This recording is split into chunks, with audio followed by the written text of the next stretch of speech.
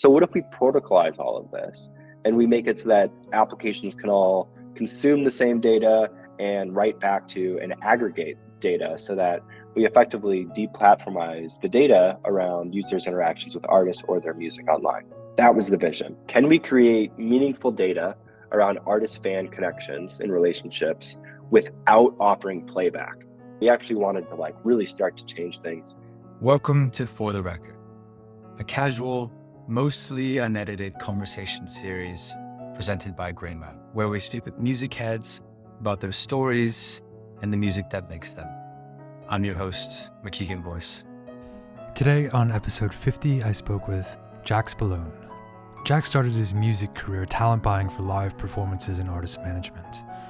In 2016, he became an early contributor of Ujo Music, the ConsenSys project that introduced the first music cases on the Ethereum blockchain. Today, alongside longtime collaborator and Grammy-winning artist Andre Anjos, aka RAC, Jack leads a team of people building a data-sharing protocol for music applications called Oscillator, as well as a music review and sharing app called Factory. He's also an investor and an advisor to various Web3 startups and an active participant in the dialogue shaping on-chain music. We dove deep into his story and how he got here and about all the great music that's been part of that journey. Hope you enjoy. All right. Hey, Jack. It's great to have you here. Yeah, thank you. Thank you, Keegan. How you been? Yeah, we were just saying this is a big milestone for the show. This is episode number 50. I can't believe we've already done that many of these, but it's an honor to have you be the guest, for this milestone show. And like with all of these, like to start at the beginning and would love to get a sense of your origins, like where you grew up and when your relationship with music started. Yeah, so I should start by saying I'm the youngest of 5 kids. So a lot of my influence came from my older siblings. No musicians, proper musicians in my family, I should say. We had a piano growing up. We did the whole, instruments, recitals, things. But outside of that, and frankly, I think I among the family was like the least musically talented. I had a guitar, I had lessons, did that, but I didn't like the stress on my fingers. So just to give you some if there's one thing I was more of a quitter of than anything, it was probably that in my early childhood. But this was still during the era of CDs. So music and music discovery was still very physical. It was before the, desktop computer CD burning days, which came kind of quickly after. But my first real, I think, thing with music was 2nd grade. I had a boombox for my birthday present. Cool. And I remember thinking 10 years later, that was still probably the coolest birthday gift I ever got. And my mom bought me a few CDs, but my oldest sisters had the books of CDs that you would put them in. And I remember the Beatles 1 CD. It's the Beatles' greatest hits. I had that one too. It has 27 number 1 hits that they had. Yep. It's just that it's so, you can't really go wrong with that. But that was my first real front to back, know every single words, know every song top to bottom. I probably played Hey Jude more than everything else, naturally. But I had some country CDs as well. Certainly didn't listen to any electronic music, which influenced a lot of my life later on. I didn't get into hip hop, which also I got into later on in the 2000s, more in the CD burning days. But that was really my first foray into music, and it was just front to back, ad nauseum. Cool. Yeah, so keep taking me through, what are some of the inflection points that you're kind of alluding to, getting into hip hop and electronic music? Because obviously, music did become a very big part of your life. So I wonder if you could talk me through, a few of those. I think unlike a lot of other people that maybe work in music, it didn't have as much of a imprint on my life early on. That said, I think music is pretty ubiquitous it is a large part of a lot of people's identities, whether they kind of address that or not. And without getting into like when it changed into being a professional thing, you know, my interactions with music were largely been influenced by things like Kazaa and LimeWire, Napster early on. But this is like still dial up. We had a computer up in our attic that we would go on, and like, you know, you could find any song you like. And I didn't have like a deep catalog of music I was looking to attain illegally. I would still go into places like, you know, record stores, but also even like Best Buy, and look at CDs on the rack and pick music based on the album art, not even the genre. You know, just if it had like a, you know, censored or what's the graphic? I'm lost for it right now, but the explicit. Right, parental advisory. Yeah, parental advisory. I wasn't allowed to buy it, but you know, I got into that. Oh my gosh, Now 4. Do you remember the Now CDs? Yeah. So not very sophisticated again, but that's really where I was like very early on. I ended up moving when I was in 5th grade, and that was really around the time when iTunes started to take over.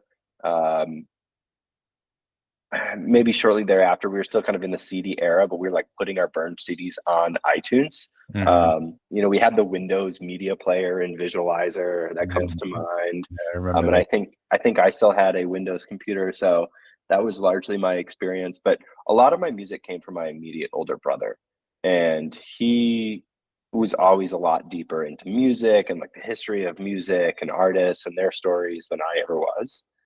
I was very shallow. Do I like it or not? And put it on a CD. I had some CDs before we moved that were like funk that ended up making it into my boombox, which was like interesting to me. But it's really cool to talk about. And it's an interesting question because a lot of music, and I talk about music discovery a lot, but it really was quite physical. Like you know, you really needed proximity to the stuff. And that defines the context and you know what made music mean something to you. So it was around iTunes that I got an iPod in middle school. I think it was like an 8th grade or something, and I might have had like 100 songs on my computer. And my brother's friend, who was like 2 years older than him, so he would have been like, I don't know, maybe going into college or a senior in high school. He had like 3,000 songs or something like that.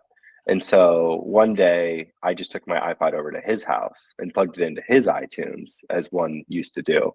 And all of a sudden now I had a lot of music, and I would like, you know, kind of tag along with them from time to time and listen to music in the car. So like I had my starting points of things to go down into, but that exposed me to a lot of other new stuff. And I don't know, this is around the time when like there was a lot of like, you know, indie stuff that isn't really indie in hindsight, but kind of shaped a generation quietly. A lot of like country was like I totally skipped over, but there was a point in my life where I watched CMT every day, country music television every single day, like music videos. I watched MTV too, Fuse as well. Or was it Fuse or Fuel? I'm not sure. Yeah, I think it was Fuse. I think Fuse is right. Yeah, music videos were really a really big point of discovery for me and something I loved. But CMT, if there's like an era of country music where I like know, I can tell you like who it is singing the song. I know the name of the song, and I can tell you like where it got to on the Billboard charts of like country music. Is that like the Kenny Chesney era of country music? Yes, precisely. Cool. Like 2003 to 5 was like this little like golden era.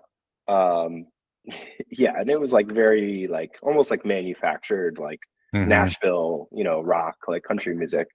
So then I got into like Def Cab for Cutie and Postal Service and went down all that road and like really like left country behind and did so for kind of good. It never really it hasn't like come back as like a main genre that I listen to, although I still respect it quite a bit.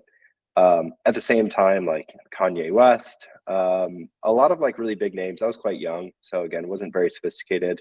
But a lot of like more obscure stuff that like, was popular at the time. And this was at a point when I actually started to develop some taste. So like All American Rejects wasn't really for me, like Plain White Tees wasn't really for me, but like this is 2005. Like you're still like, I was getting home from school and I was putting on MTV or Fuel, and I was watching music videos, we were still following charts. And that all started to change.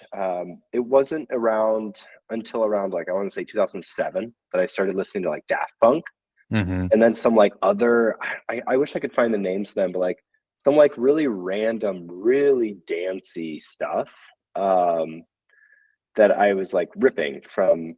I don't know what it would have been at the time, but I don't know if it was like a resurgence of LimeWire then. It might have been too late, or if it was something else. But I had some like stuff on my iPod that I started to like dabble with electronic music a little bit.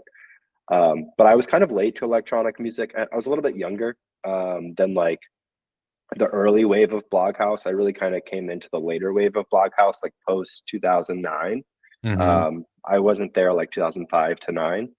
And it was really then when I got into, what was it it was Finally Moving by Pretty Lights. And I think that was for a lot of people, like an entry point into, some more like proper contemporary electronic music, not some of the more like historical stuff. But I got really into Pretty Lights, and Pretty Lights made his entire discography available on his website. So I downloaded everything, and I knew every song front to back. This is when I started like partying and stuff. So this was like my music. This was like the thing that now all of a sudden like I was bringing to the table for the first time. And this is like 2009 and 10. And then in 2011, I moved to go to school and to do my undergrad. And it was then that I was like, well, I live in an area with concerts now, and I want to start going to shows. And I was really into electronic music, but I had a really hard time finding shows. So with proximity to things in the area where I could go to these shows, I started expanding a lot of things. And then I went to Ultra Music Festival, and that kind of like blew everything open. And I got into a lot more like traditional house type of music, things like that. Only to kind of very quickly naturally burn out on a lot of house stuff and expand my horizons within electronic music there. So I'll pause there because it's quite a big answer, but yeah, things I forgot about was how much I actually watched music videos and the kind of significance of country music early on. Yeah, totally. No, I mean, you brought up some things that I haven't thought about in a long time, either like Windows Media Player, like the Death Cab for Cutie. I haven't thought about. Yeah, I mean that kind of era of the aughts is something that I haven't spent time with recently. So thank you for bringing those back into mind. You also a couple times talked about proximity and moving, and how that seemed, your change of location seemed to affect like the scenes that you were exposed to. I wonder if you could root yourself in those, talk about the places that you were in, just to give some context to that. Yeah, so there was like so I moved to Orlando, Florida.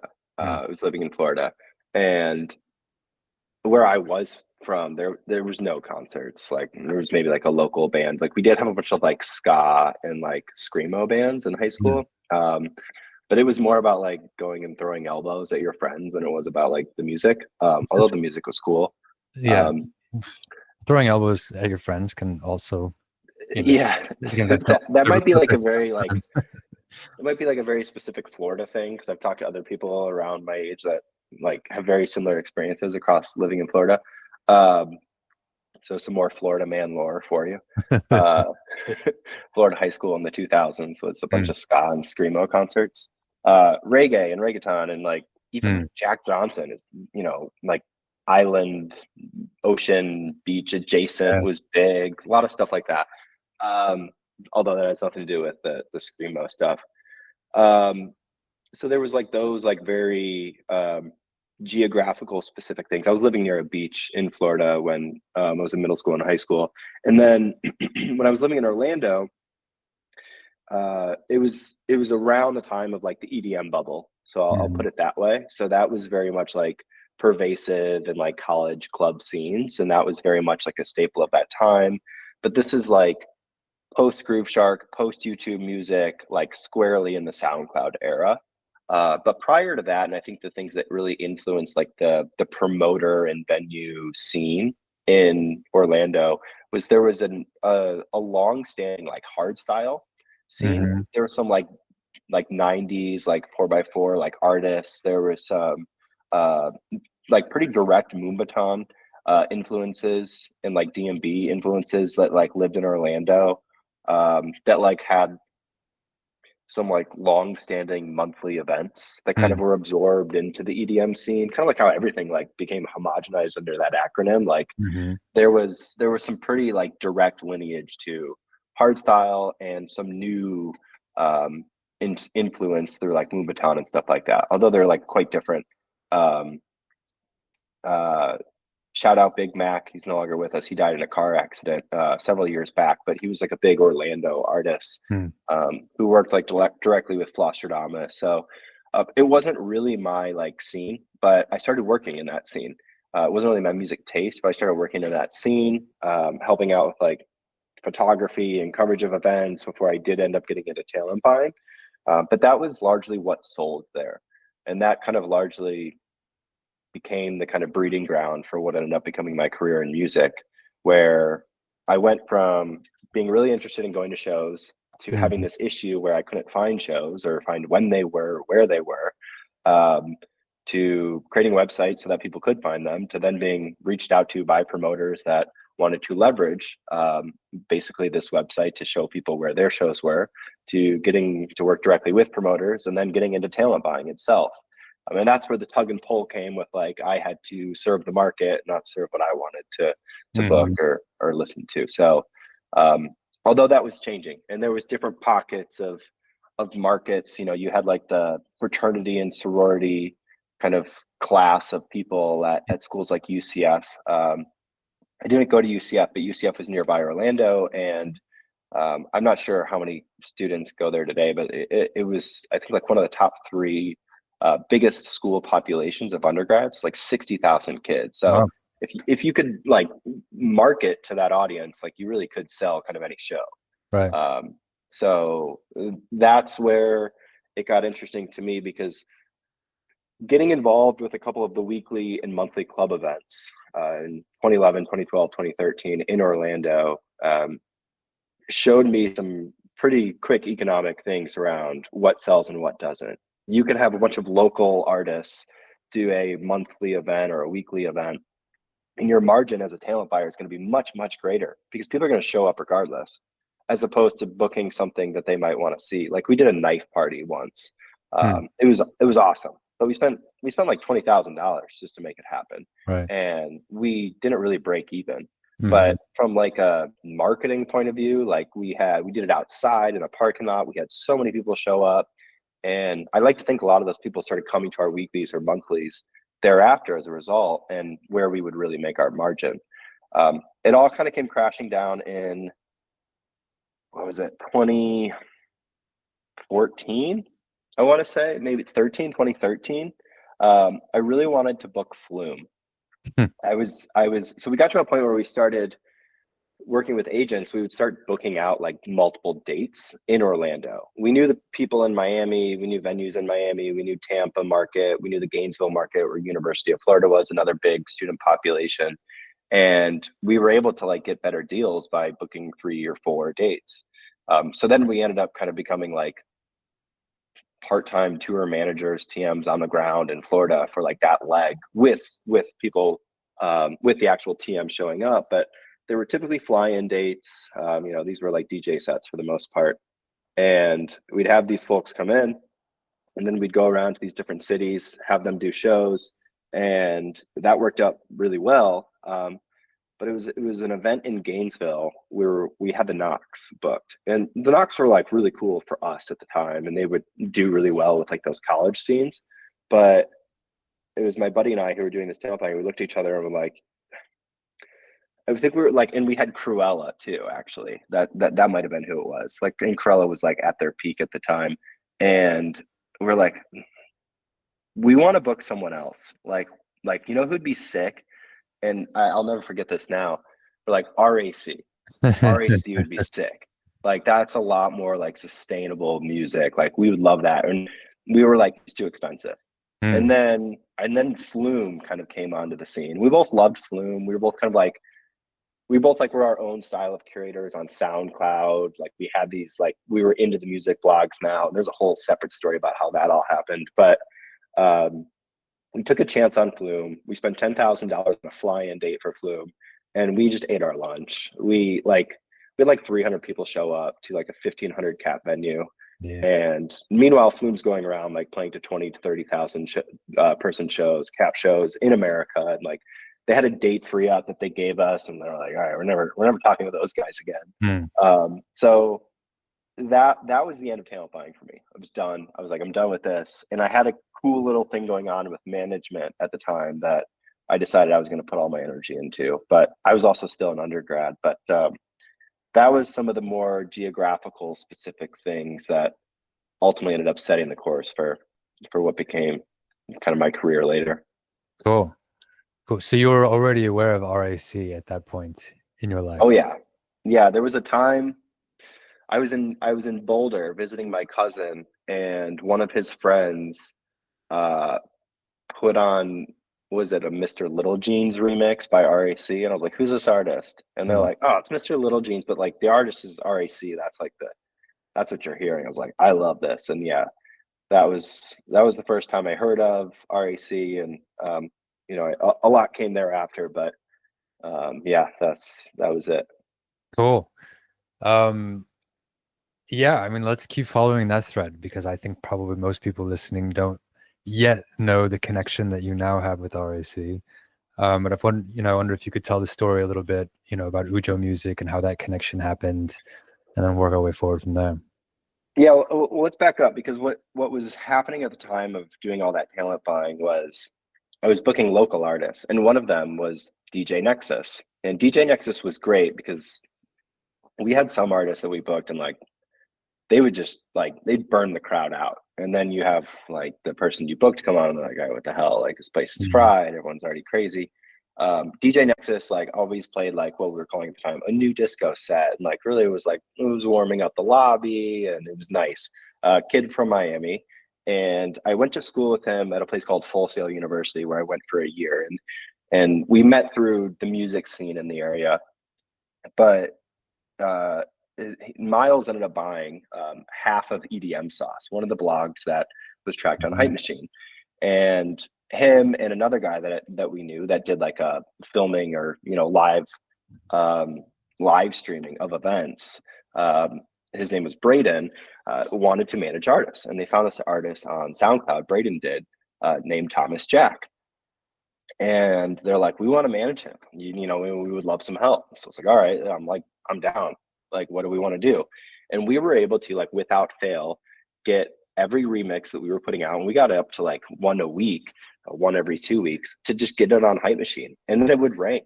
And this is a time when like that tropical house just started taking off. We weren't calling it tropical house yet, but we quickly were like, this is a thing. So we flew Tom over from Bamboka, Australia, is where he's from, middle of nowhere in Australia. We flew him to Orlando, and he ended up living on Miles' couch and working in Miles' studio, which is like a studio apartment, with his stuff. We got Tom to like keep making remixes of songs, and we got really good at it and kind of coined that tropical house tag on SoundCloud, and that then became our thing. And that was really, really cool. And Tom one day was like, I know this other guy. He's got like less than 1,000 followers on SoundCloud. He's amazing on the piano. Very similar sound. I think he has the same like pan flute instrument package that I use.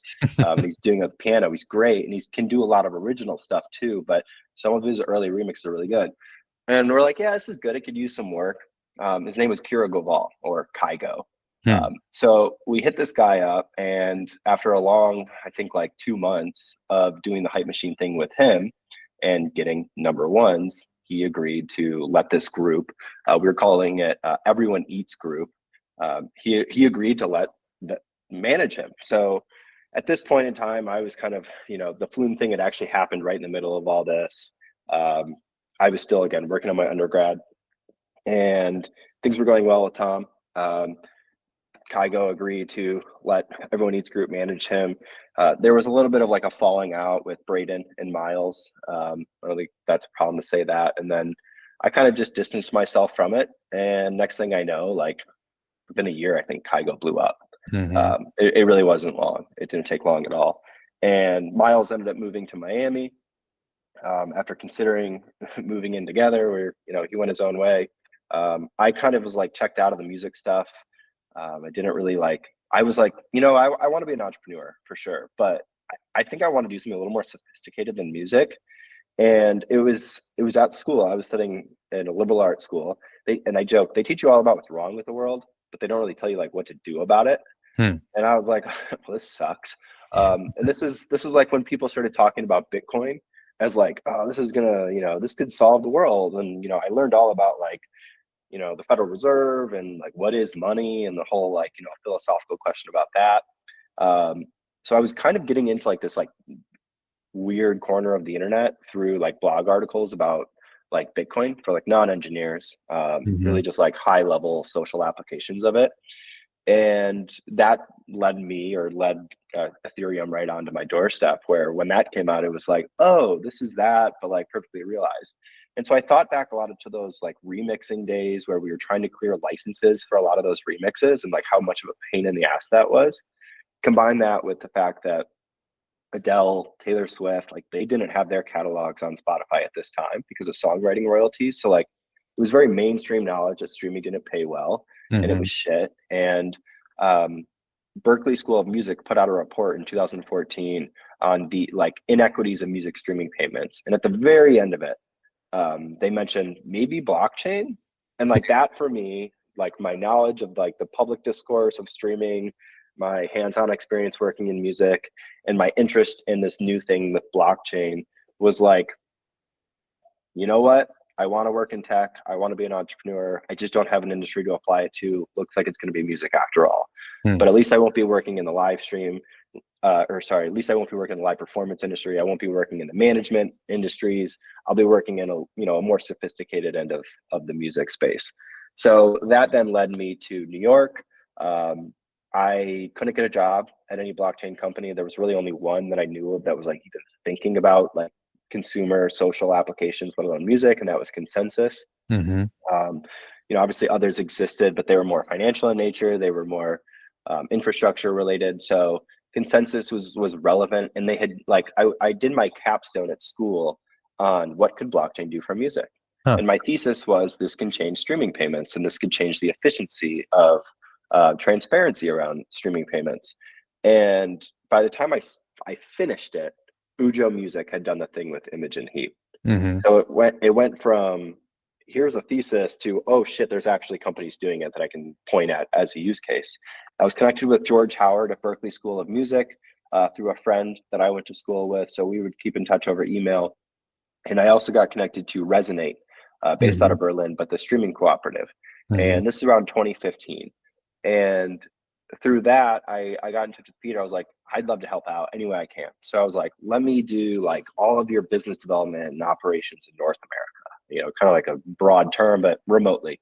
And I moved to New York. I got a job in ad tech because it was all I could do, but I knew I needed to like have some proximity to the scene. I certainly wasn't going to change the world from Orlando. And then I would just start going to like meetups. And the first thing I did was go to an Open Music Initiative meetup. It was the first open music meeting, and I was invited because I worked at Resonate and tapped on George Howard, who at Berkeley School of Music, helped make it happen. And we'd met personally for the first time physically that day in June in 2016 when they had their first kind of kickoff meeting. And that for me was like, I remember leaving and going home that day, and it was like, this is going to be my thing. Like, yeah, I work in ad tech right now. I'm not employed. This is like something I literally took off a day of work to go and do this. I took a PTO day to go and do this. But like, I was like, I just met like someone, like you name a company in music and they were there and I met them. And like for me, that was it. The door was open. Fast forward 6 months later, I was working at ConsenSys, and the day I joined ConsenSys, RAC posted on Reddit. Well, was the day you joined. The day I joined, I wanna release my music on Ethereum. I have an album coming out soon, and I just won a Grammy. And for me, that was like, Ujo's gonna make it. This is what we're gonna do. We're pausing everything that we're thinking about because there's too many things under the sun we could do. I was like, we're just gonna make this sale available with ease. We're gonna put the album on IPFS. We're gonna create a custom web page for it. That's gonna be that. Did that in 6 weeks. It was awesome. I got a little bit of product. I'll call it product exposure at the ad tech company. But really, this is where my kind of deep dive into technology and product really began. So for the next 3.5 years I spent at ConsenSys, I was a part of the team that built out the first user-generated content platform on Ethereum. RAC ended up coming on as our artist in residence. We onboarded over 1,000 artists who uploaded their music, and we were a DMCA compliant platform. You could sell your music in ETH, and you could add splits so that payments could be split. This was in 2018. In 2019 and 2020, we worked with Harry Fox Agency and SESAC to help win as a technology vendor the bid to be a part of the mechanical licensing collective, which is where my subject matter expertise came in on everything we'd explored at Ujo Music. We basically applied to that. Unfortunately, a lot of the more forward-looking technology was not implemented or chosen to be implemented in that process, but ConsenSys to this day is still one of the technology vendors to the mechanical licensing collective. So that was quite a proud moment, but also quite a big learning experience for me, and what really drove decision making and frankly the politics behind music royalties and how they're processed. And then I ended up leaving because the tide really went out on blockchain and music. It had been going out for a long time. Certainly a lot of the consumer interest was long gone. The enterprise interest was waning. And really around when the MLC kind of moved away from implementing anything with even a private blockchain, which were a thing at the time, for me, the writing was on the wall. Ujo didn't really have a clear pathway into the future. It had really kind of become stale and stalled out. And the MLC stuff wasn't really going to justify keeping me around. I certainly had an opportunity to stick around and do something else, but it was either music or blockchain at the time. And I chose, I've developed quite a bit of specialty in music, so I'll stay here. It seemed more advantageous for my career. And yeah, so in middle of 2020, right after COVID had started, walked away from ConsenSys, and it was kind of liberating. That's when I tapped on RAC to do another really cool thing. At Ujo, we were always interested in price discovery around music, basically like having our own way for the market to determine price. That's not how music is priced today. It's based on statutory rates and effectively the government deciding, or people designated by the government to decide on the price or the rate. And we're like, what if we induce scarcity and let that kind of indicate what the price should be? So we created 100 cassette tapes, and with Jacob Horn, we effectively launched Zora. It was the first thing Zora ever did, was release 100 cassette tapes by RAC of his next studio album, Boy. And you could buy a token starting at $20, and based on how many are bought, that money goes into a pool, and then it'll make the price of the remaining tokens go up. You can always send it back to the pool and take out money. But it's a bonding curve is effectively what we did. So bonding curves were conceived by Simon de la Riviere, who was the Solidity engineer at Ujo Music. So the proximity that Andre, RAC, and I had to that was always there. We'd always wanted to do something with this. And Jacob had done something similar with Saint Fame and Unisocks for that matter. So this was not necessarily novel, but it was for music. And it ended up becoming the most expensive cassette ever sold. Topped out around a little over $13,000 several months later. But that then became the beginning of really the new kind of next cycle. And that was like that preceded the NFT wave. So right when it was really darkest before dawn there, where I thought it was all over, and then it all started again, and NFTs took off, and we were in quite high demand, Andre and I, for just our subject matter expertise that we had built over the prior few years working in the space, and we stuck together throughout that, and ultimately that led to where we are now after doing a lot of other things during that time. Cool. Yeah, thank you for sharing. And where are you now? Because it was a relatively recent decision. Yeah. As time goes on, people grow up, they get married, they have children. So Andre and I both had children in 2022 and 2023 respectively. And why not give birth to a company too? And we'd always kind of like gotten really close to starting something on several occasions. And it was like, again, the tide had completely gone out on NFTs, music NFTs specifically. Something that I never thought was like really a perfect implementation or model for this tech and music. But that's when it was like, throw a dart at something 10 years from now that you think is still going to be around, and like a real true value proposition that was unlocked through this technology.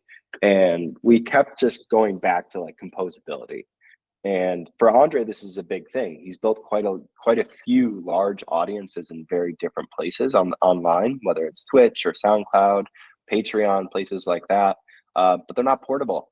And we've actually tried to move them around, and it's quite manual. You have a lot of attrition, and these are his customers. These are his livelihood. But to them, I think they, it's very buttoned up. Is their customers to Twitch, their customers to Patreon, their customers to Bandcamp, their customers to the respective places where they happen, and we don't control that. Even getting someone who's a Patreon subscriber into Discord and authenticating that was difficult. Let's say you want to monetize them through an NFT after they've been on Patreon, but they aren't signing up for a monthly subscription. They already paid for the year. How do you reconcile that? There's a lot of nuances at scale that like would break down, even with companies like Patreon that were very forward looking. So really, I didn't get into it, but from Tape until Oscillator, which is the company we ended up starting last year in the summer of 2023, we did several experiments around social tokens, NFT memberships, things like that. And none of them were really financial. They were always about basically deplatformizing his audience from where they were and making them connected on chain. And that for us bared a lot of fruit. We were able to build a website where you could auth with tokens and have dynamic experiences based on how many you had or what you had. And that was really the dream, is like tailoring experiences to audiences based on their historical engagements with you. So with Oscillator, it was like, we need to do this, but we need to do this at scale and like really protocolize it so that anyone can use it. And, you've seen things like decentralized identity or flavors of it. And, you've seen the decentralized social graph, like the Lens and the Farcaster. So it's like elements or flavors of that, but like catering to the nuance of music. We want data around like, I want my song listening history as a fan. I want the artists that I follow. I want the playlist that I've created. These are all the same song names, artist names. There's no like global identifiers for them that we could use. There's no global identifiers for follow as an action, like as an action, listen as an action. So what if we protocolize all of this and we make it so that applications can all consume the same data and write back to and aggregate data so that we effectively deplatformize the data around users' interactions with artists or their music online. That was the vision. So the two of us went out and rose a little bit of money from ConsenSys, Coinbase, Seed Club, Ventures, and Noise DAO. All of friends of ours that we've made along the way. And we kind of knew that, we could start by trying to, get the likes of Web3 music companies to work together, or we can go and create our own data. But we don't want to be touching music copyright. We don't want to do playback. Can we create meaningful data around artist-fan connections and relationships without offering playback? Because everything I've learned tells me stay away from music licensing. Because as soon as you offer playback, you run into all sorts of issues and obligations. And if you don't meet them, you basically are infringing on copyright or put differently, you're giving leverage to incumbent parties in the music ecosystem, ways to either put you out of business or take over your business and start setting what you do. There's not a DSP that has escaped an example of that in the past. So we didn't want to fall into the trap of that. We actually wanted to like really start to change things. And we really saw the kind of data side of music as something that certainly is valuable to everyone. Certainly there's a cottage industry of different tools and services to work with it in different ways, whether it's internal or external or using more generic tools, even like Tableau, things like that. But there's no like music industry way of doing things differently. And that's really what we wanted to explore. So after a couple of experiments, both, you know, some failed and some were run and worked as intended, but were ephemeral in nature, we landed on Factory, which is like Letterboxd or Goodreads for music. It's just a place for fans to talk about music that they love. And this is an app that we're largely, I would say, exclusively focused on today, and bringing to the music market. Is like, you know, DSPs are great. You can hit a search bar and you can find your Beatles one, you can find your, you know, country music, you can find, you know, Pretty Lights or anything else in between. But there's not a lot of context. You don't get that context or that proximity or the things that actually give you the connection to it. Like if I find a song on an algorithm playlist like a Discover Weekly, like I like actually all of them. I think they're all pretty good. But like the things that don't make them great, an algorithm playlist can't give me. And if you sent me a song and I liked it, I would really like it. But if the Discover Weekly showed it to me, I'd be like, this is great, I like it. I might not even remember the name of it, and it'll be in my song likes. But like if Keegan showed it to me, that'll be a thing. And better if you and I had an experience that we both jammed on the song and we loved it, it would mean even more. So Factory is basically us trying to re-dimensionalize our experiences around music, but online. And that has worked out really well. And you know, we had no idea how it worked, but you know, we've spoken about this before. There's a very cathartic feeling to talking about music. And if you see me post about something on Factory, you might be like, wow, I also love this song. Now I think of you. Now I'm going to write something about it, what it means to me. You've just made a bigger investment into that piece of music as a result of that. And now you have a deeper connection. And on the Factory side, we're building data. And we're building data that our intention is to make yours forever. Using decentralization, we want to prevent it from going down, and we want to make it portable and be able to be persisted into other applications. And then soon thereafter, we want other applications to be able to write back to this data. So the stuff you do on other applications will be written back to the underlying, effectively, let's call it a, you know, data set of where this data lives.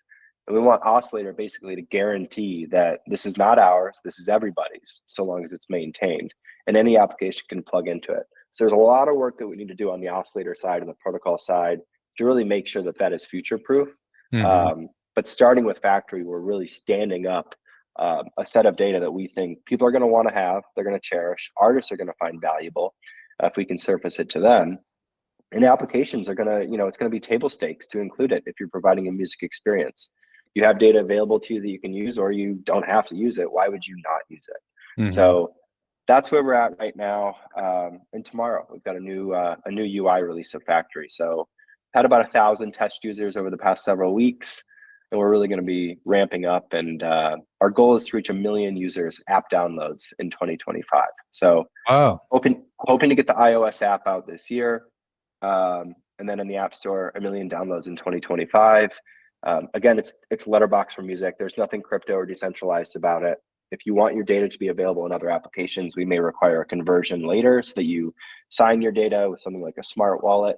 But that's it. So it's pretty exciting. It's so simple as to what it does. We've done the whole crypto thing just to kind of create an app that doesn't leverage it at all right now, only to hopefully get back to something that kind of guarantees its future through something that could only be done with crypto.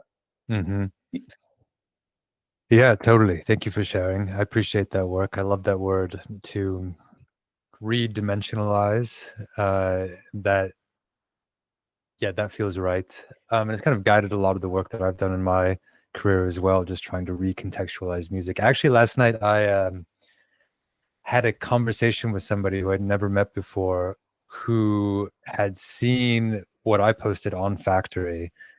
And I mean, that wasn't our only touch point, but that was one of like 2 or 3 touch points that inspired her to reach out, and then us having a conversation. So there you go, proof that, you know, music can be the connective thread that brings. I'll give you 2 anecdotes. I was on a call yesterday with 2 people that have never met but know of each other through Twitter, and you know, they do the intro thing in the beginning of the call. One of them was like, "I saw your Log On Factory. This song, I love that album," and like I was like, "That's cool to see." And then another thing today, I saw someone share with me in a 2023 MIDIA report. Mm-hmm. Someone said that 73% of survey participants said that music was a more important aspect of their identity than anything fashion related. Wow, I don't think I saw that report. So, like, as far as decentralized identity on the web and building these systems and portable data, things like that, music is a starting point. I don't want to talk too much about the future of Oscillator, but if we can talk about music data, there's nothing stopping us from talking about other contexts and hopefully a future where everyone gets to bring, you know, their own data around with them on the internet. Mm-hmm. They get to dictate their own terms for how they engage with the world and how they, represent themselves. But that's all good segue, I think, into, you know, part 2 of this conversation where we talk more about music discovery. And, you know, returning context to this conversation is also part of this series. In the background, we are documenting every music mention that comes up here and creating a database that will turn into an interactive neural map that showcases how these things connect people to each other and to other music entities, whether, you know, it's a label or an artist or a music venue, things like that. My first question is how you discover music, and you can talk about Factory, but please also talk about some of the other sources that you have. If you could talk about, you know, some of your favorite curators or outlets or you know, other platforms that you spend time with. Yeah, I think you know, I mentioned I had a child, got married and all that. So I was like really aggressive music curator. Like I felt like among my friend group and broader friend groups for a period of my life, maybe from like 16 to 27, 8 years old, I was like really proud of like, if you needed a new song you've never heard before, you can come to me and you're gonna like it. You're gonna like it. Like I like for my siblings, for friends of friends, like I was that guy. But then like I kind of lost that. I mean, like I got like I think Spotify. I hate to blame Spotify because it's great for what it does, but like a couple things happened. I moved out of New York City and I started driving a lot because you don't do that in New York City, and then you know you need to like put on music in the car, and you're not gonna be able to change it once you put it on. So I did a lot of like deep dive stuff into like older rock classics that I love. So a large part of the past several years of my life has been like listening to some like just a lot of rock classics and like refamiliarizing myself with. Admittedly, I burnt myself out on the Beatles quite early, so not them. But I've always loved Led Zeppelin, the Dire Straits, Fleetwood Mac, the Eagles, like maybe my parents' era of music. But everything like, you know, deep in that, and like Time Out on the Boat, because my wife's family has a lake house, so like stuff that kind of matched the vibe that like her parents would listen to and I would listen to, and really got into like, you know, just a lot of stuff. And I've always kind of like had at least like a 20% of my listening has been some of the stuff, like, you know, whether it's even like even more like getting into like the discography of like Bob Seger. Like we all know like 1 or 2 or 3 Bob Seger songs, but like, do we know all his albums? You know, Paul Simon and Garfunkel, things that like I didn't spend a lot of time or as much time as a kid that I should have. I did a lot over the past several years. And I really got into it with a lot of like the discographies of, you know, bigger bands that we all kind of know by name, but, you know, maybe know 5 to 10 songs of. I spent a lot of time listening to like deeper stuff. And that did really well, but as far as like new music goes, I've always been like a French electro snob. I don't know anyone that's like not. If you're like deep into electronic music, that's seems like a lot of roads lead there. But French music in general, it's been great. So like I've kind of like Spotify's always catered to that with the algorithms quite a bit in a way that there's like echo chambers built around it where they don't show me a lot of stuff I might like, but they do show me a lot of that stuff. So there have been some stuff that like has popped up over the past few years, despite me not like aggressively looking for new music. I'd be happy to share some stuff but like 2Cs comes to mind, Blood Cultures comes to mind, and then more recently, not French at all, but Goth Babe has been probably like my favorite artist this year, and that's all because of SoundCloud, and he's still putting out new music. So it's been Spotify, but it's been super lazy and like by accident. It's like, what's this song? I've heard it 4 times now on some playlist that Right. it's put on. My habit is I'm not a release radar kind of person. I'm usually like, I like this song, I'll go and create a radio of this song. That's been my habit. I don't share anywhere because I got nobody to share with anymore. I'm a washed up dad now. Nobody's asking me for music, but this has all changed very recently with Factory. And I won't tell you how. It's quite self-explanatory if you use it. I'll just say like, go to factory.fm and try it out because yes, it's redimensionalized my relationship to music, but as a result, it's been a really interesting way to discover music. So getting into some like, I don't know, is everything like post-punk that's like indie bedroom rock now? Because it feels like that. I'm getting into a lot of that stuff. But there's also like been some like folky stuff that I found that I've had on repeat. I don't know. But it's all because of Factory and it's quite diverse. It's a lot of fun. Cool. I love that. Okay, what's the first album that you ever purchased, and then what's the most recent album that you ever purchased? Yeah, so the first album ever purchased was that Beatles one, although I think my mom found it for me. And then you hit the nail on the head with the Kenny Chesney, When the Sun Goes Down. That was 2003. Nice. And then like maybe the Now CDs came before that. I even like had like Garth Brooks CDs, like again, like it was super country, but a lot of that. The most recent album, and we call it the album in my house because I just put it on repeat. It's short. It's 35 minutes. It's Scott McMicken's. What's the name of it? I gotta find it. Hold on. Let me look. The album. I need to check this out. It's Scott McMicken and the ever expanding. It's called When It's Happening. And shout out to Greg from Collab Currency because he logged this on Factory. I found it. I put it on, and it's become the album. I think I've listened to it probably like 75 times since August. Maybe more, honestly. Like I will put it on. I think it's like 35 minutes long. I will put it on and I will play it back like front to back, and then I'll play it again. It's diverse, yeah. It's really, I don't know.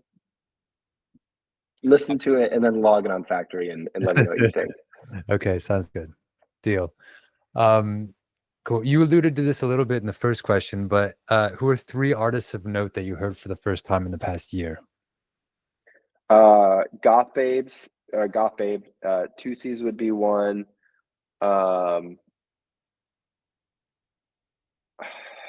First time, and Scott McMicken is another one.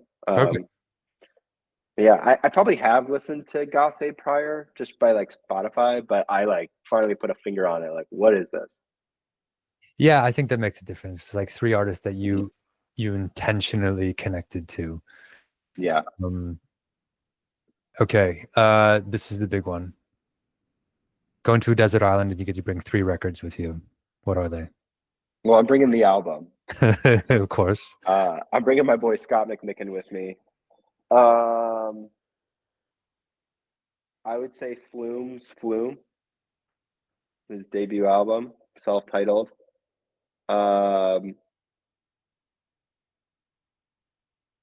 gosh, everything's like EPs now, which like you don't want to take. 'Cause you're gonna need a little bit more than that. And they feel songs. I mean, I'm stranded on an island forever. Maybe I'll take the Beatles one just to go That's a back good- to my roots. that's a Yeah, good it's idea. like I don't. Because Again, it I burnt makes it out on it, complex. but yeah, it's that's the angle there. Yeah. So I've also been watching Lost lately because it's on Netflix now. So I'm kind of thinking about that context and Yeah. Yeah, you could find a bunker that has a lot of music in it if you're lucky. yeah. What's what's her name? That one song when they find Desmond in the hatch and it's like play your own kind of music. Yeah. I haven't seen Lost in so long, I don't remember, but Mhm. it's a good show. I should rewatch Lost. I feel like I've given half my life to it. Half your life to Lost, the other half to Scott McMicken. Cool. Well, that is about all she wrote. I think that's all my questions. I have one more question for you. Now that you've been through the ringer, who is another music head that we should have on the show? Have you had Music Ben? Not yet. No, have not. He would be really good. I'm always impressed by Ben's like Ben does not talk about himself at all. But when he does, it's like, wait, what? like, that's not insignificant. Also his knowledge of, not surprisingly, his knowledge of music is like quite deep. And I would say Greg from Collab Currency is Right. like really impressive on Factory. But this is a great chill. Go on Factory and look up top curators and just click one of them, and there you go. Because they're all impressing me, and I don't hold water with those folks. Okay, cool. That's a good note. That's a good idea.